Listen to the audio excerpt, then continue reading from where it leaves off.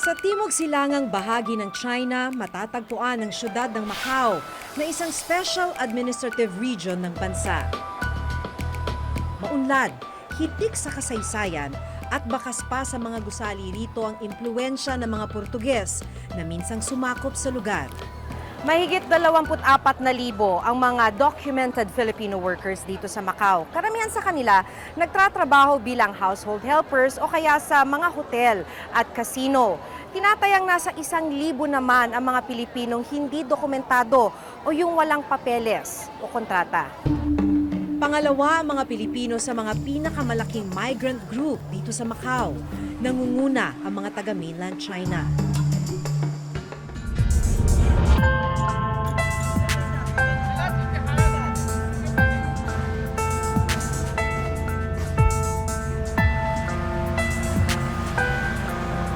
Paglubog ng araw, buhay na buhay ang Macau sa makukulay na ilaw.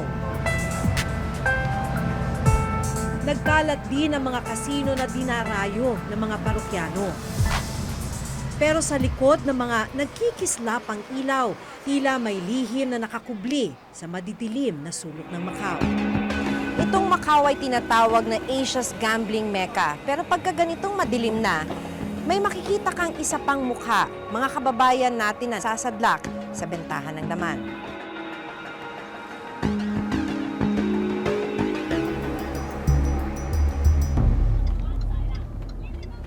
Tinungo ng Reporter's Notebook ang ilan sa mga lugar na sinasabing pugad ng ganitong uri ng transaksyon.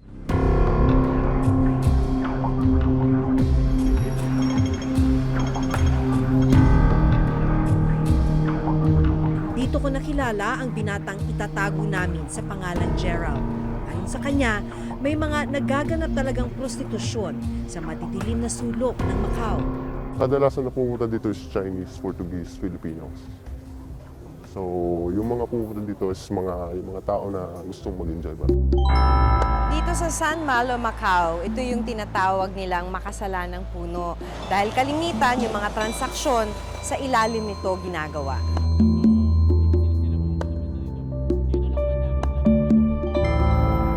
Maya-maya pa, isang grupo ang namataan namin sa lugar.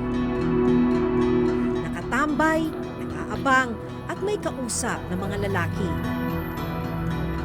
At nang lumapit ang aming asset, kaagad na inalok siya ng masahe na may kasamang pakikipagtali. Masahe? Masahe happy. Nalaman din naming pawang mga transgender woman pala ang mga miyembro ng grupo. Isa sa kanila si Melissa, hindi niya tunay na pangalan. Bago ko kayo makilala, saan kayo papunta?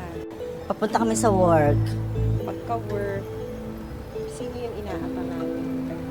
Sinataya, sinalawa. Pangyaw yung Yes, tawag. Pangyaw, lauban. Pangyaw kasi dito means parang kaibigan, friend. Lauban is boss. So parang respect na din yun sa kanila once na sila tinawag na pangyaw. Kliyente nila. Pangyaw. Niha, babatiin namin sila. Tapos, parang kita mo naman sa tao pag Pag-interesado. Mag-aas, may mga May mga tanong. automatic nag-aas, lalapit sa'yo. Tatanungin nila sa salita nila. Doso chen, which means magkano. Means, so kami naman sasagot, itchen. Itchen means 1,000. Hong Kong dollars. 1,000 Hong Kong yun. Sa pera natin is equivalent to 5,700. Sa isang gabi, swerte ka pag pag halimbawa may Nakadalawa, nakatatlo. o kaya mapera Or si Pangyaw, yung bibigyan ka ng lauban tip. mo. Tapos pag natuwa Mm. sa'yo, gagawin niya 3,000.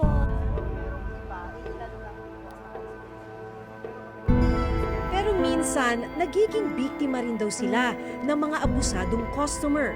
Last night, kami na-experience namin Hindi kami yung- binayaran. Hindi kami binayaran. Hindi kayo binayaran? Hindi kami binayaran. Tapos nagwala siya. So wala kami magawa kundi ang bumaba ng kanyang ng hotel niya ng bahay. They know that you're... No! Let's say for example, kami, hindi pa kami retokada. Then halimbawa nga, dadating na yung na gusto na nilang makipagtalik sa amin, which is wala pa naman kami nang hinahanap nila. So, meron kaming props, meron kaming napkin. Then yung napkin, nilalagyan namin ng red, which is parang blood. I-show namin sa kanila. Once na nakita nila na may pula, ayaw nila kasi hindi sila nakikipagtalik once na may period ang Gabi-gabi rin daw kumakabog ang kanilang mga dibdib sa mga pulis na palihim na nag-iikot sa lugar. May mga police uniform na nag-check passport lang. May mga civilian uniform, kung tawagin dito is CID. Sila yung mga nanguhuli minsan. Ayun yung mga laging araw, gabi-gabi namin iniiwasan. Hindi mo marirecognize, ay, chef, police pala. Kasi nakasibilyan Nakasibilyan. siya. Sa experience ko, since 2012, I mean, nahuli ako sa Hong Kong, si ID din. Doon, mas mabigat. Kasi nakulong ako ng 48 days, then pinatulog ko. Batid daw nilang mapanganib ang nahanap nilang paraan para kumita. Pero wala raw silang magawa dahil wala silang mahanap na magandang trabaho sa Pilipinas. Kung meron man, kakarampot naman daw ang kita. Kaya naman sinisikmura raw nila ang gawaing ito alang-alang sa kanilang mga pamilya. Dahil ako breadwinner sa amin, so kailangan kong supportahan ng parents ko. At syempre yung future ko, kasi syempre bunso ako sa amin, so parang ako na lamang yung walang asawa. Lahat ng mga kapatid ko may mga asawa na, so inilalagay ko rin, gusto ko ilagay yung sarili ko ba na maging maayos para sa future. Gaano nyo ito katagal gustong gawin? Hanggat may Macau. Ako, gusto ko mangyari, Ako, Miss kaya ng Naki, katawan ko. hanggang matupad ko yan at maging stable ako, ititigil ko yung trabaho ko. Oo. Alam ko na, stable na ako sa Pinas. May negosyo na ako, oo. Yes. Na alam kong sa araw-araw may kakainin. Legal ang prostitusyon sa Macau, pero ipinagbabawal ang pagkakaroon ng bugaw o pimp. Kailangan makakuha rin ng working permit mula sa gobyerno ng Macau ang papasok sa kalakarang ito. Pero sina Melissa wala nito kaya limitado lang dapat ang pananatili nila rito bilang mga turista. 1 month. 1 month. And then after that, Eh, iikot kami. Bibigay another sila 20 visa, days. binibigay na 20 days. Basta kailangan mailabas mo yung yung 50 days mo. Huwag ka dito, mag-overstay. Kailangan mailabas mo. Kasi once na mag-overstay ka, tapos mahuli ka ng pulis, babayaran mo yung araw na inilabis mo dito.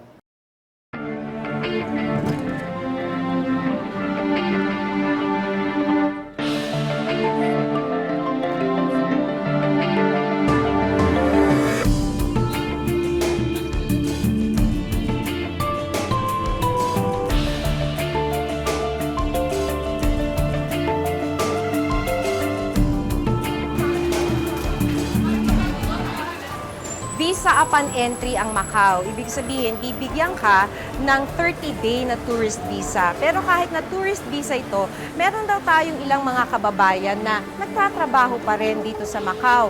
Pag nag-expire na yung 30 days, doon nila daw ginagawa yung pag-U-turn. Dahil ito yung pinakamura at pinakamadaling paraan.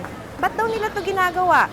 Sabi nila dahil dito sa Macau sila nakakita ng oportunidad para kumita pa ng pera. Sa patuloy naming pag-iikot sa Macau, nalaman naming hindi lang mga transgender woman ang nasadlak sa ganitong gawain. Habang naglalakad ka dito sa Macau, marami kang makikitang mga ganito na calling card. Nakakalat lang minsan sa mga kalsada. So may picture ng babae, may number din. Ito daw yung kung gusto mong kumontak ng mga prostituted persons. Itinuturing na Las Vegas ng Asyang Macau. Bukod sa mga kasino, dikit-dikit din ang mga bar at nightclubs. Isa ang Macau sa bagsakan ng mga biktima ng human trafficking ng mga sindikatong gumagalaw dito. Minsan na naming sinawalat sa Reporter's Notebook ang kwento ng ilang Pilipinang nasadlak sa prostitusyon sa Macau.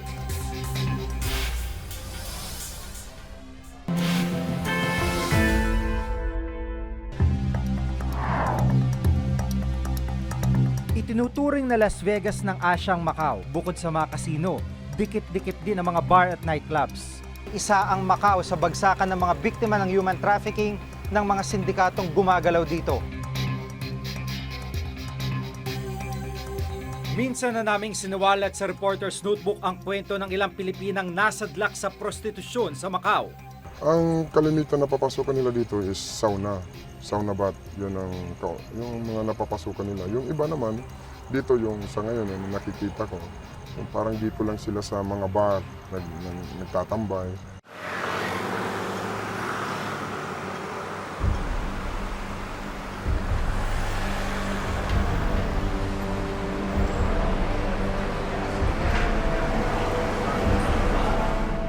Sa mga kalye, nagkalat ang ilang mga calling card.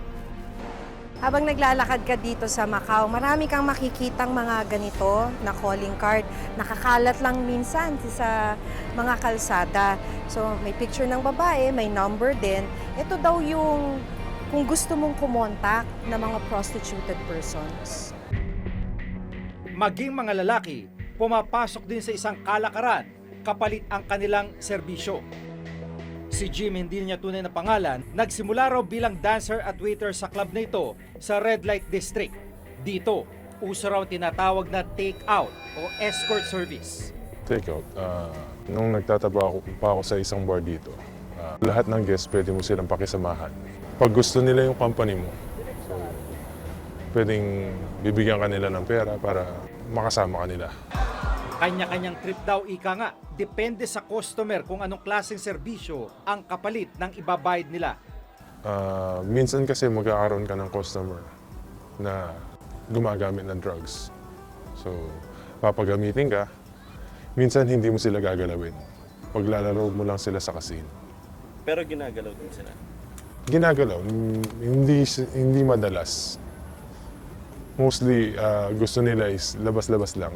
Magkano yung binabayad from pinakamababa hanggang pinakamataas? Pinakamababa is 2,000, Hong Kong or in Macau money. Pinakamalaki is 5 to 10,000. Easy money. Siyempre, nasiyahan ka na, may pera ka pa.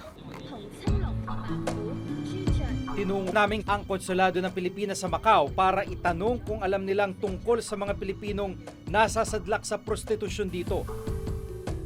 Wala rin po kaming documented ng prostitution. Dito po kasi legal ang prostitution. Ang hindi legal ay kung ako ay magiging mamasan. So, kunwari ako, nahuli ako na I was doing that. Nagbubugaw. Oo, pag nagbubugaw yan, pwede po akong huliin at kasuhan. So legal po yung prostitution. Oo. Pero yung mga kababayan mo natin halimbawa na napapasok dun sa ganyan, sa monitoring niyo po, it's of their own volition. Wala po tayong cases. Wala po tayong kilalang mga prostitutes here. So far ho, sa alam namin, walang ganon. If you have an information, then it might help us to approach them and kind of give them the appropriate advice. Maging ang kaso ng mga transgender woman na humantong sa kalakaran ng bentahan ng laman, ngayon lang daw nakarating sa kanilang tanggapan. Kung transgenders, ma'am, Sa transgender po, how would you describe yung... meron po kaming nalaman na ganun ang ginawa niya. Pero po siya ay hinuli dahil ho napagbintangang nagnakaw. Ninakawan daw niya yung kanyang naging customer. Pero kung sakali man, do they need a special protection or special, sabihin na natin, pang-aalaga mula sa konsulado? Wala po tayong maibibigay na special na pangangalaga sa mga ganong sitwasyon po. Hindi, ma'am, hindi ganun. Gayunman, nangako ang konsulado na pag-aaralan nila kung anong pwede nilang gawin sa ganitong mga kaso. Napakaliit po ng Macau. So, Para kung nagmo-monitor, halimbawa no? ako po ay pumasok sa ganong opisyo, lalabas at lalabas po yan.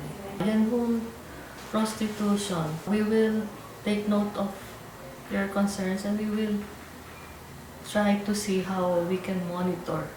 I think kailangan i-strengthen ng ating mga embassies yung pag-respond sa mga migrant workers sa mga lugar na kung nasaan sila. may mga efforts naman. Like halimbawa, sa ilang bansa, may mga social welfare attaché na tayo. Ang DSWD nagpapadala doon. Ang police, I think, meron na din silang police attaché. Pero tingin ko, hindi pa rin sapat.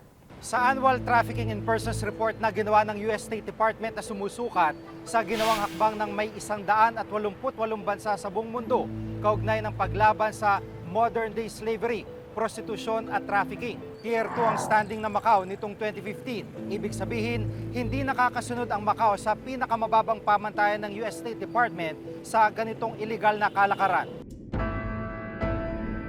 Hindi lang ang Macau ang kinahantungan ng mga napapasok sa bentahan ng laman. Ayon pa rin sa Trafficking in Persons Act report, kabilang sa mga destinasyong napupuntahan ng ating mga kababayang nagiging biktima ng sexual trafficking ay Malaysia, Singapore, Hong Kong, Korea, Japan, China, Kuwait, Qatar at maging Saudi Arabia. Sa mga traffic cases, meron tayong programa for them. Isa na doon ay ang paghingi ng assistance or we coordinate with the IACAT. We actually help doon sa pagbigay ng legal assistance dito sa mga ganitong kaso. Gaya ng Macau, nasa Tier 2 standing ng Pilipinas sa report ng US State Department nitong nakaraang 2015. Pero giit ng Interagency Council Against Human Trafficking, tumaas ang bilang ng mga napaparusahan o nako-convict na trafficker. Mula 31 noong 2014 ay umakyat ang bilang nito sa 54 noong 2015.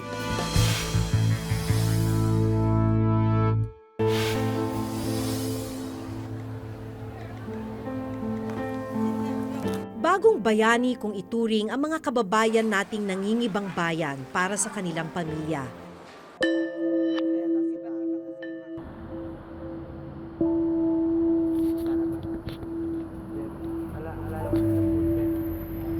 Pero ang masaklap, dahil sa kawalan ng oportunidad, tila kapit sa patalim na ang mga nasasadlak sa prostitusyon.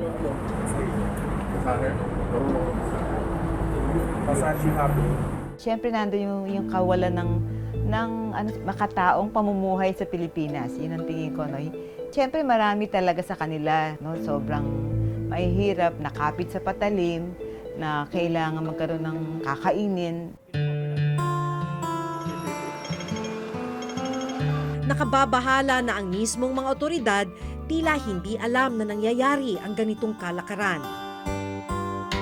Mahalagang suriin at bantayan ng pamahalaan ang ganitong mga kaso sa Pilipinas man o sa ibayong dagat, para na rin sa kanilang kapakanan at kaligtasan. Ako si Jig Manikat. Ako si Maki Pulido at ito ang bagong dekada ng Reporter's Notebook.